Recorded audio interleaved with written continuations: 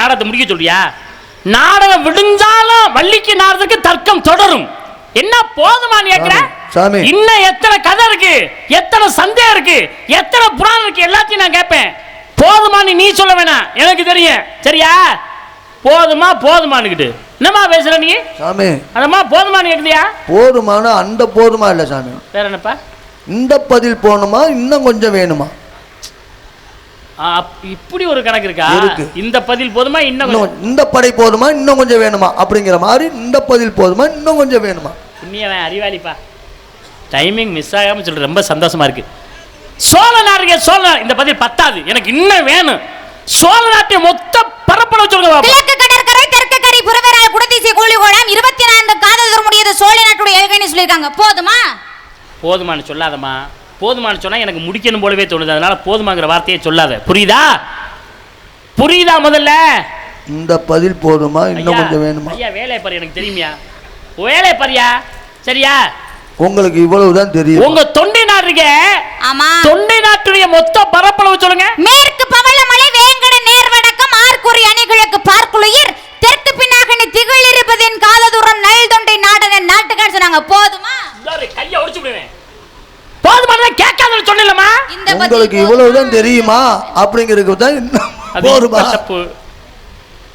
இங்க பாருங்க, பாண்டிய நாடு 56 காத தூரம். ஆமா. ஒரு காத தூரம் எத்தனை மைல்? 10 மைல். 56 காத தூரம் 560 மைல். 560 மைலை கொண்டதான் பாண்டிய நாடு. சேர நாடு 80 காத தூரம். ஒரு காத தூரம் எத்தனை மைல்? உங்களுக்கு என்ன ஓயாம பதில் சொல்லிட்டு இருப்பாங்களா? அதான் அவங்களுக்கு என்ன ஓயாம பதில் சொல்லிட்டு இருப்பாங்களா? அதான் முன்னாடி சொன்னல, அப்புறம் நான் மறுபடியும் கேட்குறீங்க.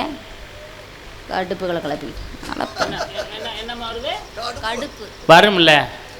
காலையில் அந்த அம்மா தட்டு பம்பாட்டி எடுத்துகிட்டு வந்துச்சியா, இந்நேரம் வரலும் வெட்டி இப்போத்தே இந்த அம்மா உட்காந்துருக்குது. நான் என்னன்னு கேட்குறேன்.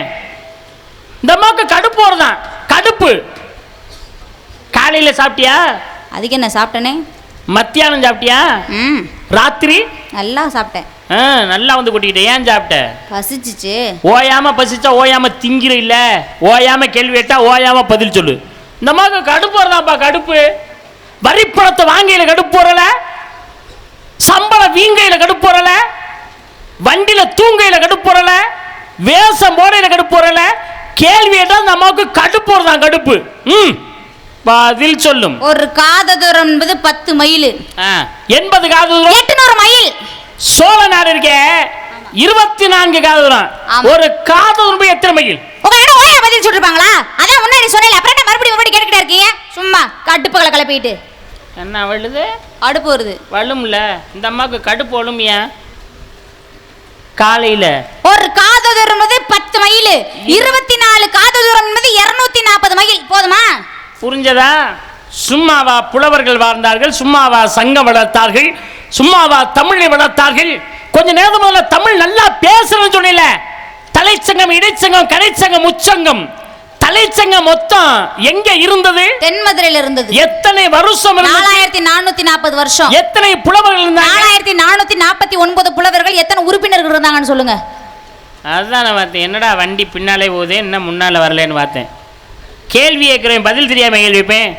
589 உறுப்பினர்களை கொண்டதான் தலைச்சங்கம். இடைச்சங்கம் எங்கே இருந்தது? கபாடபுரத்தில் இருந்தது. எத்தனை வருஷம்? 3700 வருஷம். எத்தனை புலவர்கள்? 3700 புலவர்கள். எத்தனை உறுப்பினர்கள் சொல்லுங்க? 59 உறுப்பினர்கள் இருந்தாங்க. போதுமா? போதுமா? போதுமானா முடிச்சிட்டு கிளம்புங்க. யாரு? நானா? சும்மா. உனக்கெல்லாம் அறிவு வேணாமா? போதுமான கேட்டா முடிச்சுக்கிறதா அர்த்தம் இல்ல. அப்புறம் அதுக்கு அதான் அர்த்தம். எங்க அண்ணன் துறை சொல்லுவாரு பாருங்க, போதுமானா முடிக்கிறேன்னு அர்த்தம்.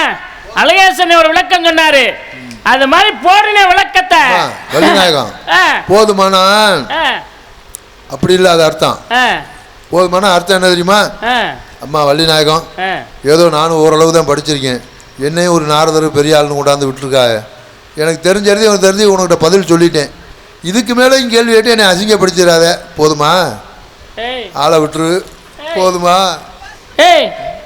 என்ன வித்தியாசமான பதிலா இருக்கு? கொஞ்சம் ஆளை விட்டுரு. ஐயா, நான் புள்ள பூச்சியை தாய இடுப்புல கட்டிக்கிட்டே அலைகிறேன். சாமியை எனக்கு என்னைக்கு உதவி பண்ண மாட்டேப்பா.